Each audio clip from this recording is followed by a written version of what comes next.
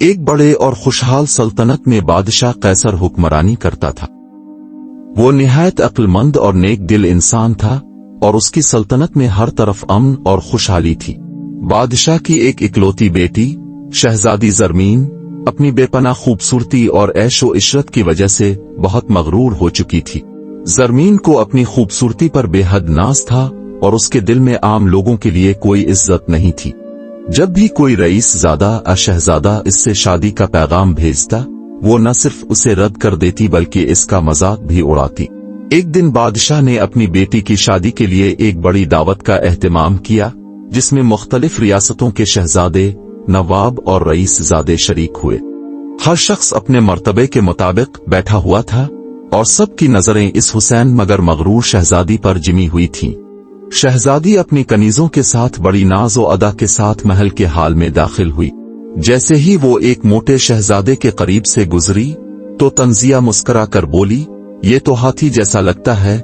پھر ایک لمبے پتلے شہزادے پر نظر پڑی تو کہنے لگی، یہ تو درخت کا تنا معلوم ہوتا ہے۔ تو ایک چھوٹے قد کے شہزادے کی طرف اشارہ کر کے ہنسی، ذرا دیکھو، یہ تو بچہ لگتا ہے۔ پھر اس کی نظر ایک باوقار اور سنجیدہ بادشاہ شارومان پر پڑی، جس کی لمبی اور گھنی داڑھی تھی۔ شہزادی نے زوردار قہقہا لگایا اور بولی، یہ دیکھو، اپنے چہرے پر جھاڑو لے کر بیٹھا ہے۔ یہ سن کر شارومان کی آنکھوں میں غصے کی چمک آ گئی، لیکن اس نے ضبط کیا۔ دوسری طرف بادشاہ قیصر کو اپنی بیٹی کی گستاخی پر بے حد غصہ آیا۔ وہ اپنی نشست سے کھڑا ہوا اور گرج کر بولا، بس بہت ہو گیا۔ میں آج سب کے سامنے اعلان کرتا ہوں کہ زرمین کی شادی کسی شہزادے یا نواب سے نہیں ہوگی، بلکہ کسی فقیر سے ہوگی۔ شہزادی کا رنگ فق ہو گیا۔ دربار میں موجود ہر شخص حیرت سے بادشاہ کو دیکھ رہا تھا۔ کچھ دیر بعد تمام مہمان خاموشی سے وہاں سے چلے گئے۔ اگلے دن ایک خانہ بدوش گوئے جو گلی کوچوں میں گانے گاتا تھا، محل کے قریب آ کر گانے لگا۔ اس کی آواز میں ایک عجیب سی کشش تھی۔ بادشاہ نے محل کے محافظ کو حکم دیا کہ اس فقیر کو دربار میں لایا جائے۔ جب وہ دربار میں آیا تو اس کے لباس پر پیبند لگے ہوئے تھے اور اس کے جوتے پھٹے ہوئے تھے، لیکن اس کی آواز میں جادو تھا۔ بادشاہ نے کہا، تم نے بہت اچھا گانا گایا ہے، میں تمہیں انعام دینا چاہتا ہوں، میری بیٹی تمہاری دلہن بنے گی۔ یہ سنتے ہی شہزادی کی چیخ نکل گئی، یہ کیسے ہو سکتا؟ میں ایک فقیر سے شادی نہیں کر سکتی۔ لیکن بادشاہ نے ایک نہ سنی اور فوراً نکاح کا حکم دے دیا۔ نکاح کے بعد شہزادی، جو ریشمی لباس اور جواہرات کی عادی تھی، اب ایک فقیر کے ساتھ چلنے پر مجبور تھی۔ راستے میں وہ ایک وسیع شکارگاہ کے پاس سے گزرے تو شہزادی نے حیرانی سے پوچھا، یہ کس کی زمین ہے؟ فقیر نے مسکرا کر کہا، یہ شارومان کی ہے۔ اگر تم نے اس کا مذاق نہ بنایا ہوتا تو یہ تمہاری ملکیت ہوتی۔ شہزادی کو افسوس ہونے لگا۔ آگے چل کر وہ ایک عظیم الشان محل کے قریب پہنچے جہاں باغات اور جھیلیں تھیں۔ شہزادی نے پھر پوچھا، یہ محل کس کا ہے؟ فقیر نے کہا، یہ بھی شارومان کا ہے۔ اگر تم نے اس کی توہین نہ کی ہوتی تو آج تم اس کی ملکہ ہوتی۔ شہزادی نے ٹھنڈی آہ بھری، میں نے کیا کر دیا؟ جب وہ فقیر کے گھر پہنچے تو وہ ایک بوسیدہ سی جھونپڑی تھی۔ یہ کہاں لے آئے ہو مجھے؟ شہزادی نے چیختے ہوئے کہا۔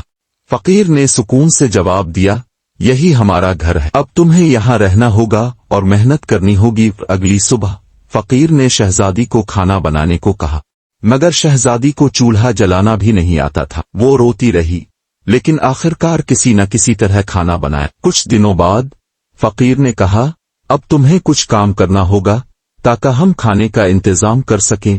شہزادی نے پہلے ٹوکریاں بنائیں، لیکن اس کے نازک ہاتھ زخمی ہو گئے۔ پھر اس نے دھاگا کاٹنے کی کوشش کی، مگر وہ بھی نہ ہو سکا۔ آخرکار فقیر نے اسے مٹی کے برتن لا دیے اور کہا، یہ بازار میں بیچو۔ جب شہزادی بازار میں کھڑی ہوئی تو لوگ حیرت سے اسے دیکھنے لگے۔ کچھ نے ترس کھا کر برتن خریدے، لیکن ایک دن ایک سپاہی آیا اور غصے میں آ کر سارے برتن توڑ دیے۔ شہزادی روتی ہوئی گھر پہنچی تو فقیر نے کہا، تم سے کوئی کام نہیں ہوتا، اب تمہیں شاہی محل میں کام کرنا ہوگا۔ اب شہزادی محل میں باورچی خانے میں برتن دھونے اور جھاڑو دینے کا کام کرنے لگی۔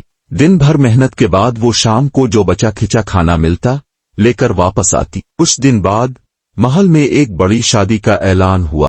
جیسے ہی تقریب شروع ہوئی، शहजादी बावर्ची खाने की खिड़की से झांक कर देख रही थी कि अचानक एक शानदार लिबास में एक बावकार शख्स उसके सामने आ गया। वो हैरत से इसे देखती रह गई। ये कोई और नहीं बल्कि खुद शाहरुमान था। तुमने मुझे नहीं पहचाना? मैं वही फकीर, वही गोये, वही सिपाही हूँ, शाहरुमान ने नरमी से कहा। ये सुनकर शहजादी पर सहर तारी हो गया।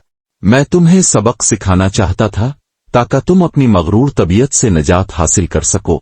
अब तुम बदल चुकी हो। इसी वक्त महल की कनीजें आईं और शहजादी को शाही लिबास पहनाया। जब वो दोबारा हाल में आई तो सब ने इसे खुश आमदीद कहा।